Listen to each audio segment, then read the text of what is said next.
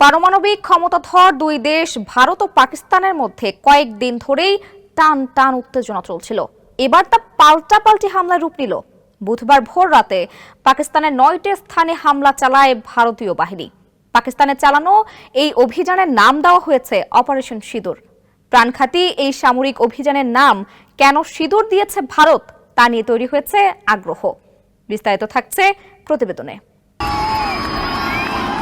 সিঁদুর শব্দটি ঐতিহাসিকভাবে সিন্ধু নদীর সঙ্গে যুক্ত। এই নদী নিয়েই ভারত পাকিস্তানের মধ্যে রয়েছে ইন্ডাস পানি চুক্তি, যা বর্তমানে ভারতের পুনর্বিবেচনার আওতায় এসেছে। ফলে সিঁদুর নামটি শুধু আবেগ নয়, বরং পাকিস্তানের প্রতি এক সুস্পষ্ট কূটনৈতিক বার্তাও বহন করে।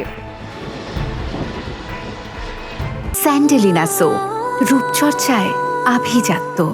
আবার সিঁদুর হিন্দু বিবাহিত নারীর মঙ্গল ও স্বামীর দীর্ঘায়ুর প্রতীক। পেহেলগামে হামলায় অনেক নারী চোখের সামনে তাদের স্বামীকে হারিয়েছেন। তাদের কপালে সিঁদুর মুছে গেছে সেদিন। সেই শোক ও রক্তক্ষয়ী বাস্তবতাকে সামনে এনে ভারতীয় সেনাবাহিনী এই অভিযানের নামকরণ সিঁদুর করেছে বলে জানিয়েছে এনডিটিভি।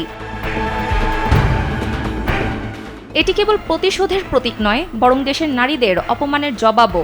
সামরিক বিশ্লেষকদের মতে এই নাম ভারতের সাংস্কৃতিক পরিচয়, প্রতিশোধ, স্পৃহা ও জাতীয় গৌরবের বহিঃপ্রকাশ। ভারত জানিয়েছে এই অভিযান ছিল নির্দিষ্ট লক্ষ্যভিত্তিক ও উত্তেজনা এড়ানোর মতো পরিমিত প্রতিক্রিয়া। পাকিস্তানের সামরিক স্থাপনায় হামলা চালানো হয়নি, কিন্তু পাকিস্তানি সংবাদ মাধ্যম দাবি করেছে বাহওয়ালপুর ও মুজাফফরাবাদের হামলায় বেসামরিক ক্ষয়ক্ষতি হয়েছে। এই অভিযানের পর আন্তর্জাতিক মহল, বিশেষ করে যুক্তরাষ্ট্র, ইউরোপীয় ইউনিয়ন ও জাতিসংঘ দুই দেশকে সংযম প্রদর্শন ও সংলাপে বসার আহ্বান জানিয়েছে। ইরান মধ্যস্থতার প্রস্তাবও দিয়েছে।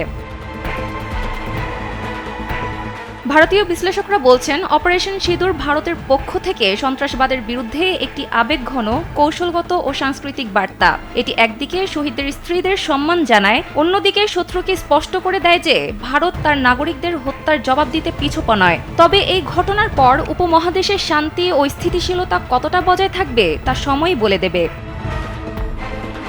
সানজিদা ইসলাম, কালবেলা।